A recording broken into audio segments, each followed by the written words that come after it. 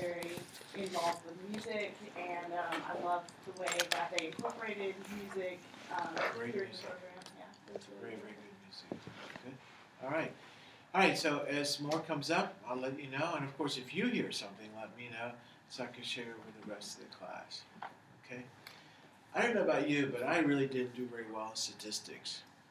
In fact, I nicknamed it sadistics, especially in part because my professor had a hole in the shirt that he always wore. And the hole was right here, so the hairs would stick out. And you're kind of like, ugh. And it was really bad because at the end of the semester, quarter actually to be specific, I ended up getting a grade that his assessment was so low that they couldn't put it up. In those days, they used to put your name, your social security, and your grade. And my grade was so low that he felt that maybe it was best that he not put it up there. And I couldn't believe he actually took some time during the next quarter to spend with me to explain things. And I wish he would have explained it in the following way, and that is specifically the idea that there was some reasoning associated with statistics, with math. There must be some purpose of math, and I'd never caught that purpose. And it wasn't until several years later that in taking and eventually teaching history of psychology that I began to understand the idea of why was math so integral to all of this. When we talked about Copernicus and the like, Newton specifically, the idea that everything in nature, or I should say in life, could be explained in so-called natural terms, in specific terms, in mathematical terms, was really unusual. However, the idea that conceivably you could use math to explain things, it's even more odd. And as I shared with you, Descartes, discovered geometry in his sleep, in his dreams, and consequently used that as a way to explain the existence of God. That this was the best and easiest way to explain that God was around. But how could you use the same approach to explain nature? And more specifically, how could you use that approach to explain mind? That is a much more radical concept. So with that, we're going to focus on the idea that you could apply math, and maybe even more interestingly, why you should apply math. So I turn to a series of individuals that, for lack of a better word, maybe called psychophysicists. The only person in our department that sort of reflects that is probably Dale Cohen, who is interested in perception. And the reason that we use the word psychophysics is because it's the application of physics, and in some ways, more importantly, the application of math to understand mind. Let me see if I can explain this to you in a simple way. First of all, as I shared with you last time, that there's nothing inside at the beginning. It all comes from outside. And what comes in from the outside is filtered through what do we call our senses. Our senses are no more than transducers that basically change one form of energy to another. For example, like light might give me opportunity to see.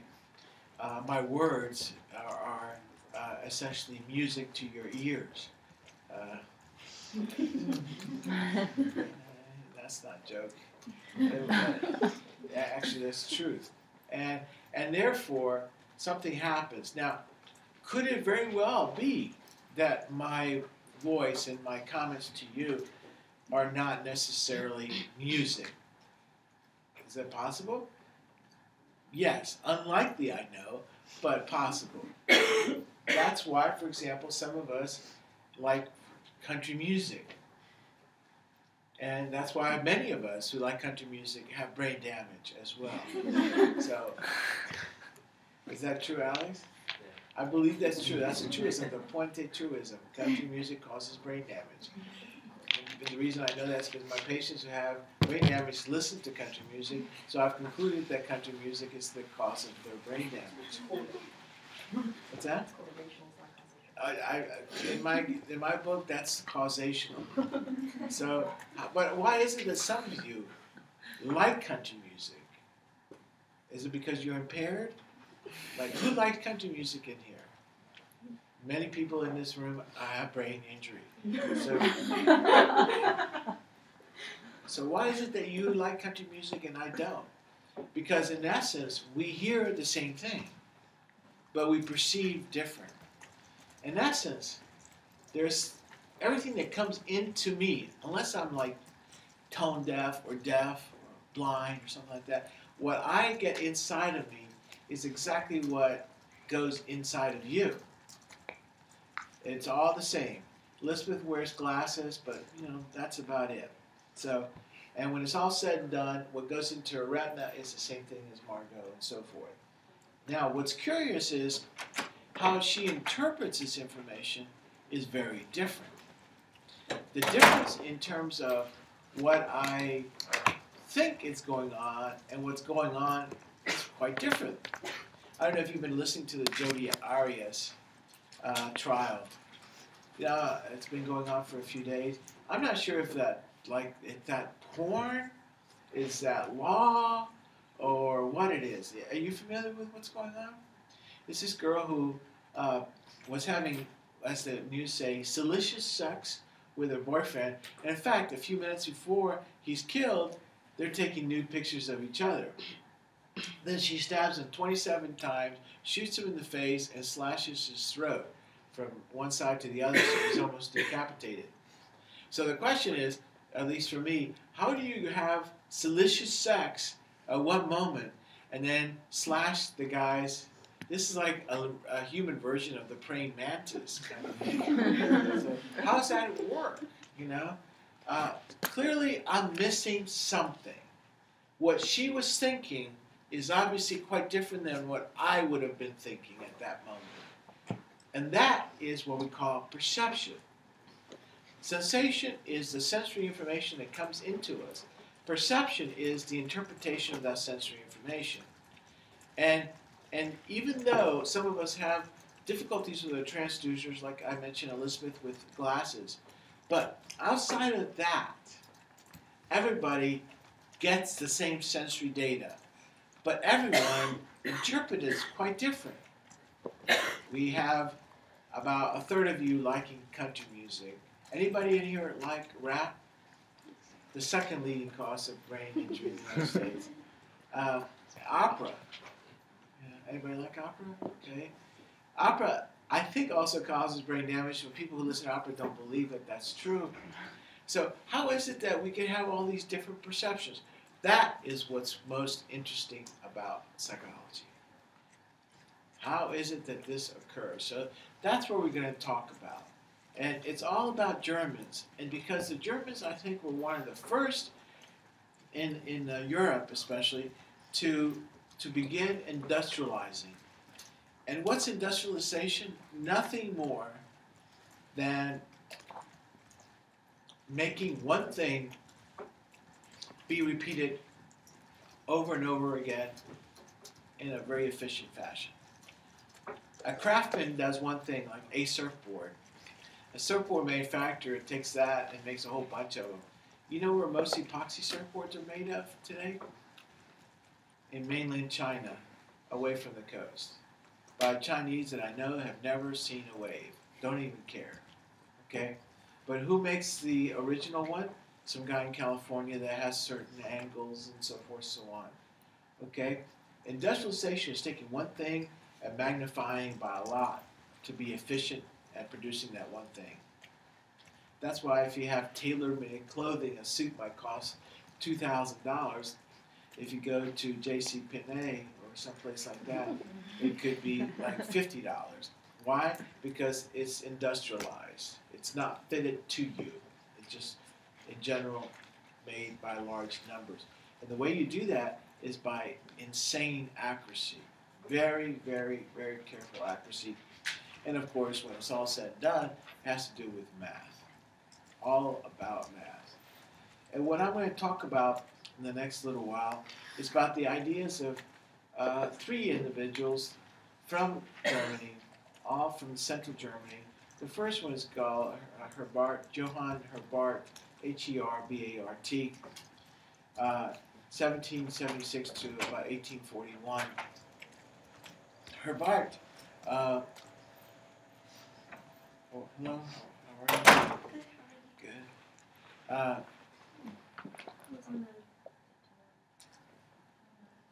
It's a love note to you. Yeah, so open it up. See what it says. It's just a picture of a Well, we wish you the best. Anyway, what Herbart did is he fought the ideas of Immanuel Kant, who had suggested everything is really innate. But he thought in his research in Königsberg, which is a small university town in the middle of Germany, that for all practical purposes, everything was studiable. You could study it, if you will, using mathematical techniques. And he wrote a book called Psychology as a Newly Founded Science, based on experience, metaphysics, and mathematics.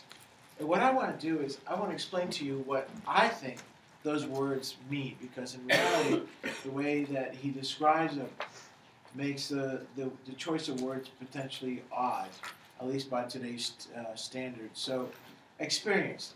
That's nothing more than what we've talked about so far.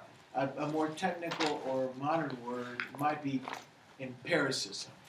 In essence, this is all about empiricism, that everything comes from outside of us. In other words, sensory information is the foundation of knowledge. It is not the ultimate knowledge, it's the interpretation of that knowledge, which we'll talk about in a second. It's about metaphysics. And this is interesting, because metaphysics, I think by today's standards, would probably be called psychophysics. And psychophysics is, how do you determine that a sensory experience has occurred? And that's not, for example, an illusion. And let me explain that. In a sense, when you see things, you got to be careful that what you see is what you're actually interpreting it. For example, I know that when Callie goes to Red Dogs, her perception is highly affected. Why is it highly affected at Red Dogs, Callie? Because I might be drinking. Yes. Also, have you noticed it's very dark in there? It's really crowded and so forth, so on. So your ability to see may be poor. So, for example, Callie's talking to some guy. The guy has big pupils, and she says, "Oh my God, he's interested in me. That is so great." Well, he probably can't see you because it's dark. He may have smoked a couple of joints in his house before he rode his bicycle poorly to Red Dogs. So, who knows what's actually going on. So the perception may be quite different. So we got to figure out, for example, we need to ask some questions. Am I blonde? Am I long hair, short hair? Am I a pointer? Did you miss that? Long hair, pointer. Okay, but anyway. All right. So you're not to show dogs. That's okay. But do you get the drift? In other words, you want to make sure that what he's seeing is what he thinks he's seeing. Okay? So he's got to measure it carefully. Okay? Let me borrow your 2 pens there. Okay, I have one here. Okay. Let's use this. I'll put my glasses on. And once you close your, we have over here. You have to be careful. Smile. Yeah, okay, now close your eyes. Close your eyes. Now, you're doing it for this handsome guy right here. We left this for you. He's dumping his girlfriend. He's going to go with you. Okay, I'm going to touch you with 1 or 2 points. How many? 1, 2, 4, 2, 1. Okay. Well, we got a problem because she thought we were touching over 4, and it was actually only 2. But at one point, she got basically 2 points, but it was actually 1 point. Or actually, she thought it was 1, and it was actually 2. Why is that? Because it turns out that if you touch someone less than 10 millimeters apart correctly, like with a compass or something, well, that person will say that's 1 point. Because they cannot determine carefully, accurately, the difference between 1 and 2. If I touch you here and here, you'll say 2. If I touch you 20 millimeters apart, you'll say 2. If I touch you 5 millimeters apart, most likely you'll say 1. But what's interesting is that your confidence level may remain the same. That's why, for example, eyewitness testimony is so dangerous. You know, because there's bias, there's nighttime, daytime, all kinds of complicated issues. So our goal is to measure things as best as possible, and of course that's why we end up with mathematics. Mathematics is nothing more than trying to measure in the easiest, most non-biased way possible. Okay? So for example, I might say to you, is he hot?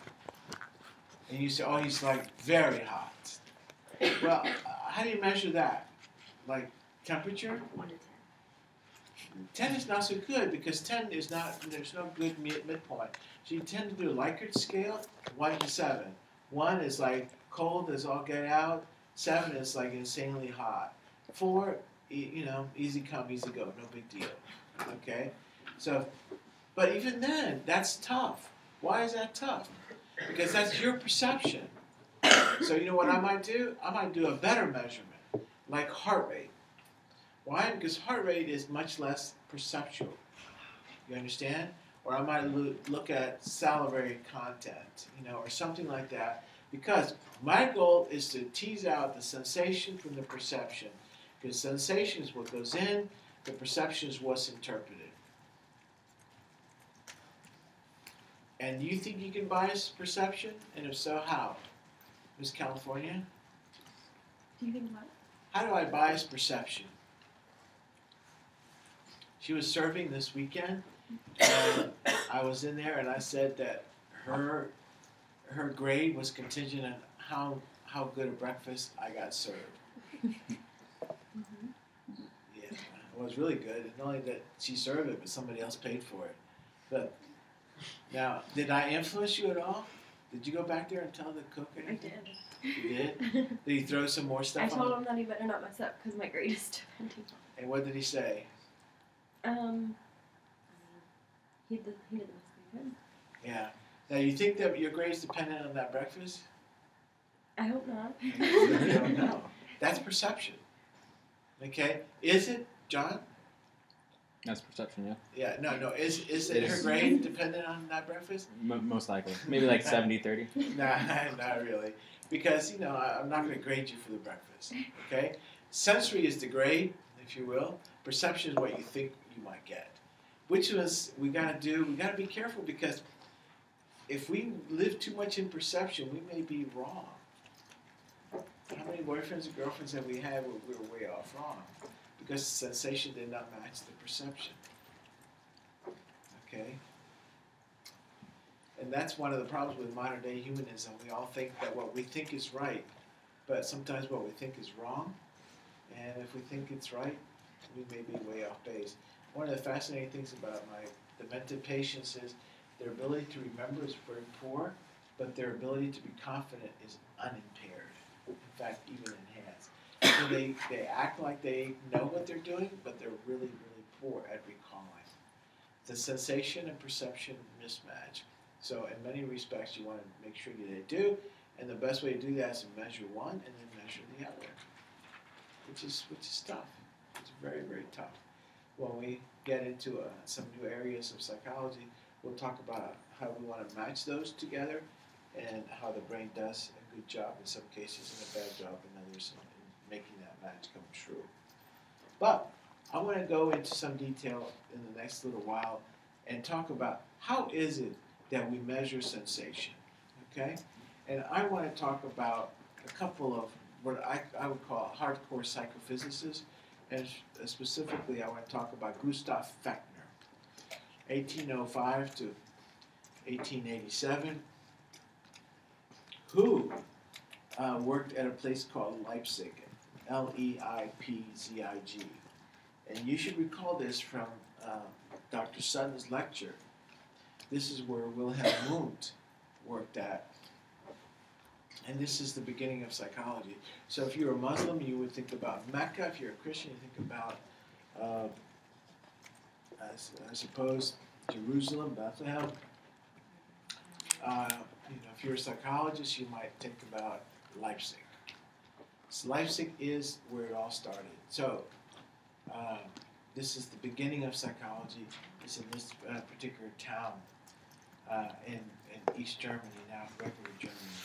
He was a philosopher there, but also a mathematician, and wrote a couple of books. Probably the biggest one is called Elements of Psychophysics. And he talked about the idea that everything that comes from outside of us is what forms truth or knowledge or perception. But let's try and tackle that a little bit. How is that possible? Okay? How is it, for example, that I experience a sensation, for starters?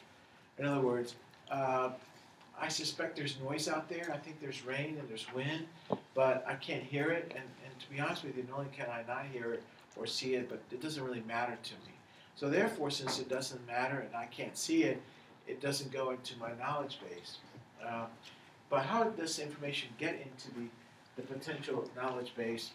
And let's see. All right. So let's talk about what the foundations for some people call Fechner's law. This is a basic idea. How do I get a stimulus? How do I know that a stimulus, or if you will, a sensory activity has occurred? I think it's really kind of very simple. Think of, this is my words more than the truth, if you will. Let's call this an ambient noise, okay?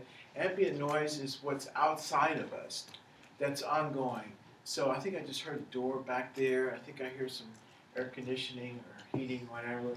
In the background, I hear some laptops clapping away. Just for the sake of it, let's call it 70 decibels.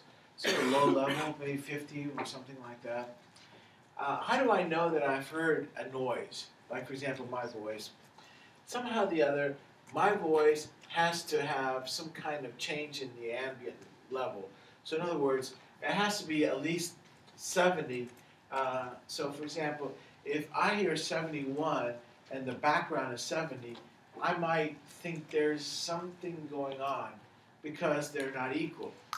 Let's make this, for the sake of argument, 91, or if you want, even 110, or 120, or let's make it 140.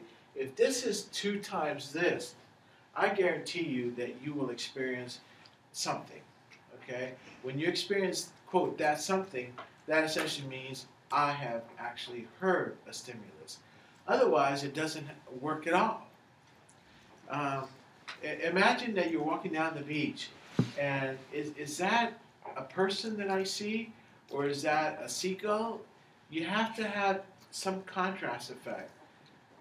Your old boyfriend compared to your current boyfriend. 70 versus 140. Okay? What happens if your current boyfriend is, your old boyfriend is 70, and it drops down to 35? You start singing, "You've Lost That Lovely Feeling." You want to do that for us? No. No? You want to do it? No? What am I getting at?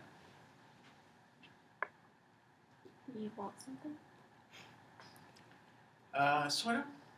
Keep going. Fallon? You're saying that. By the way, John, the thing has some errors going on. You were saying the new one isn't as good as the old one, so you get rid of the new one because it doesn't meet all the requirements. Right. So, in technical terms, if your old boyfriend gave you 70 beats a minute and you dumped him, what kind of boyfriend are you looking for today, Fallon? Greater than 70 beats Yeah, is 75 good enough? No. Like, how many would you want? It depends how exactly bad the first one was. Like what is 70. I know, but what does that mean? Okay. So, I guess to put it in real technical terms is this, okay? You want a just noticeable difference. In other words, 71 may not be enough. It's more than 70, but it's just not enough to make it worthwhile. So I don't know. Is it 80? Is it 90? Is it 110? You know, I mean, boyfriends come with a price, if you will. And if you're going to beat 110, what are you going to get for it? In essence, you have to have enough that you have a just noticeable difference. If it isn't enough, then it doesn't work.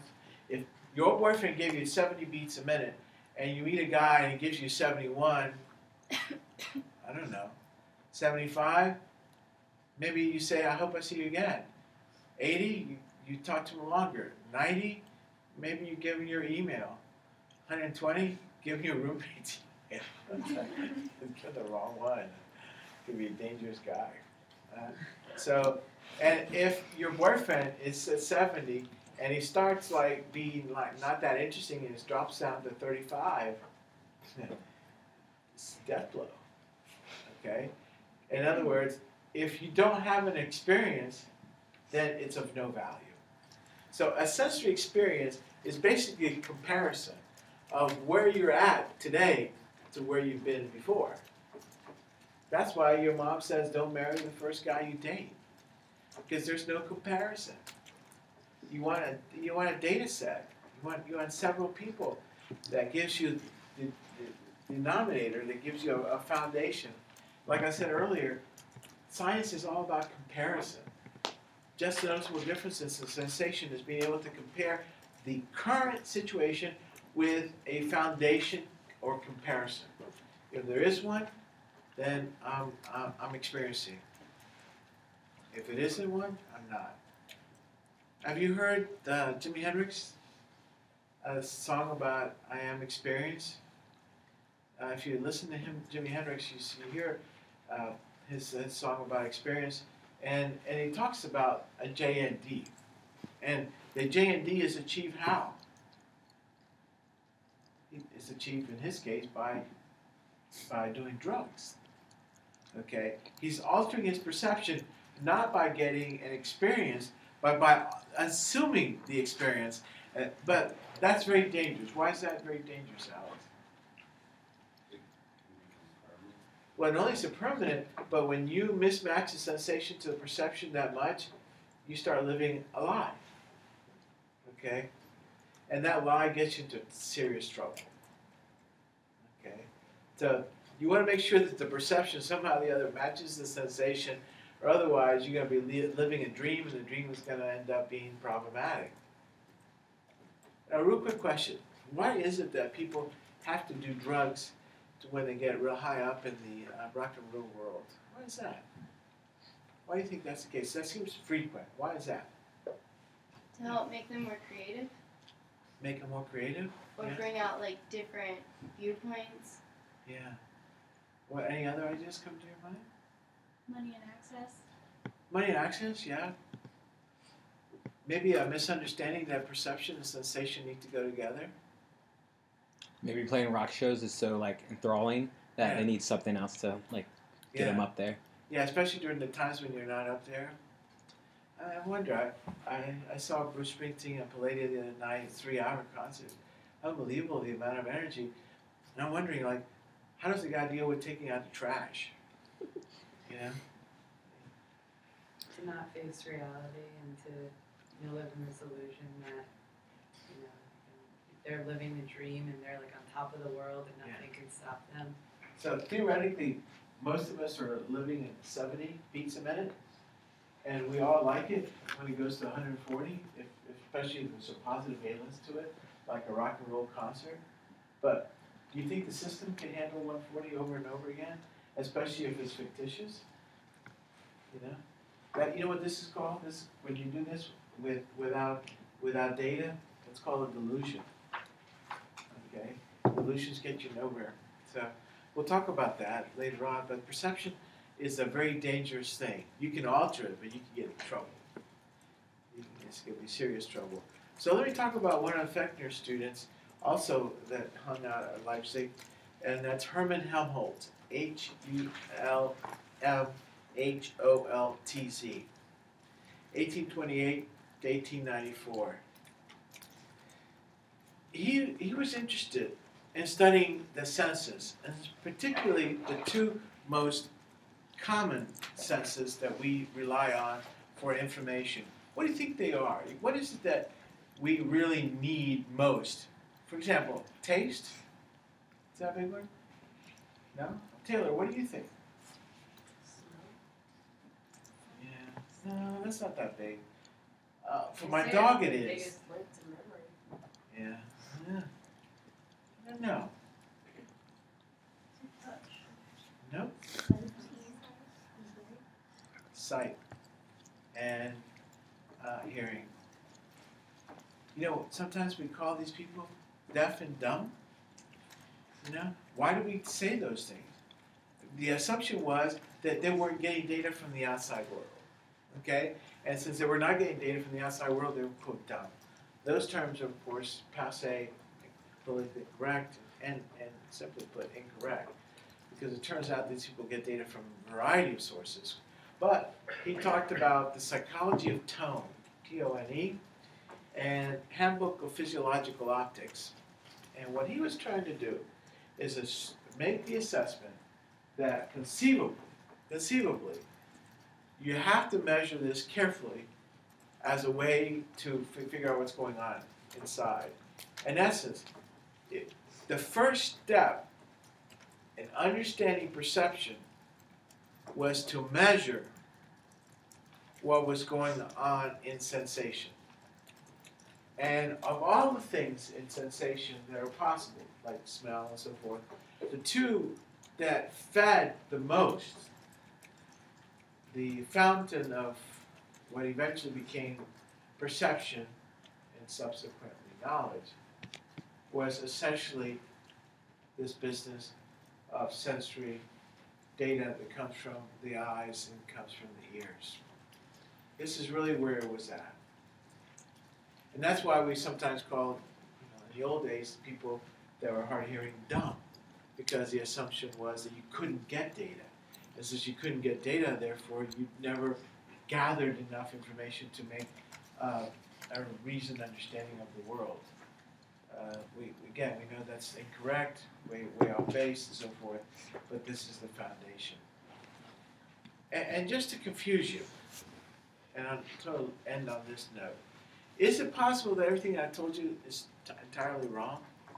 Is it possible that we could actually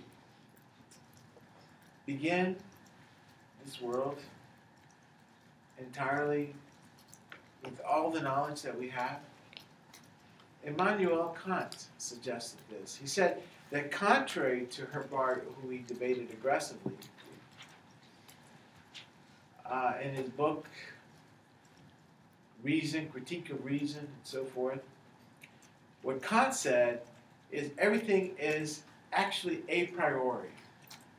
That there was nothing in the mind that was not already there at the beginning. And conceivably, that was what knowledge was about. It was basically going into that set of knowledge and retrieving it. In other words, it was a matter of retrieval rather than acquisition. In other words, in the case of memory, the purpose is not to acquire memory. You already have it. The case is to recall that memory. It's an entirely nativistic perception of the world. It very much fuels genetic ideas. It fuels even Calvinism, which suggests that you're born with whatever you're going to do. It's very much the kind of thinking that the caste system in India has. In other words, it's already, the die is set the moment you're born. So here we have on one extreme, John Locke, that says when you're born, you have a tabula rasa. And on the other extreme, Immanuel Kant, all from the 1700s, basically, who says, no, it's all a priori. It's all internal and set. So then I leave you with this question today. Is it totally nurture, as in Locke, or is it totally nature, as in Kant? And as we agreed to earlier, maybe it's somewhere in between. Or maybe it's somewhere in between depending on the circumstance. Very, very difficult question. All right, so if I could have lectured further, I would have lectured the next time on Wilhelm Wundt. So what you need to do is take the Wilhelm Wundt notes and insert them at this point. That would be the next lecture. Does that make sense? So in essence, Wilhelm Wundt was basically taken out of sequence. And the reason you need to know Wilhelm Wundt, to me, is so important because he is the father of psychology. The establishment of a lab in Leipzig in 1879 is often considered to be the birthplace and birth date of psychology. So I do not care who your father is, Olga. Who do you think your father is? My dad, Yeah. What's his name? Alexander, Alexander what? blank. That is not true. Your father is actually Wilhelm Wundt. W-U-N-D-T. I want you to call him tonight and say, Dad, I'm sorry. I've discovered who my father is. Okay, now, what's that? He wanted a receipt. Yeah, he wants Wilhelm to pay some of these college things that are going on. Now, let me just, we're recording this. Let's make sure we got it on all clear. I did say this before. I often have said this. And one of you actually went to the dean and said that that's just not right. And the father wrote me and said I need to apologize to them for challenging his paternity. Okay? In case you are that narrow-minded, I want you to realize this is like your intellectual genealogy, which is a hell of a lot more important than your biological one anyway. All right. So, and don't call the dean. I'm already tenured. All right. See you guys. Let me go to my funeral. By the way, we did agree, John. Hold on. We did agree that I did send you an email about tomorrow morning. That I'm going to have a little mini help session at 7 a.m. So I sent it last night, I believe. But anyway, I will be here tomorrow morning at 7 since I'm having to leave. So if you have any last-minute questions regarding today's lecture, or if you want for me to give you Adderall, Xanax, things of that nature, we have extra supplies. All right, now just study hard, do well, and I may see you tomorrow morning, or I'll certainly see you Thursday. Do we need a scantron or is it on the paper? No, you just bring like your finger, and I'll have a used razor blade, and we'll cut it, and that's what you'll write. Oh my God. No, you don't need a scan. Pen. Yes, I ran out of time, so I'm going to give them back on Thursday. Yes, ma'am. Yeah, it's a mini version of Saturday, largely because I'm leaving early.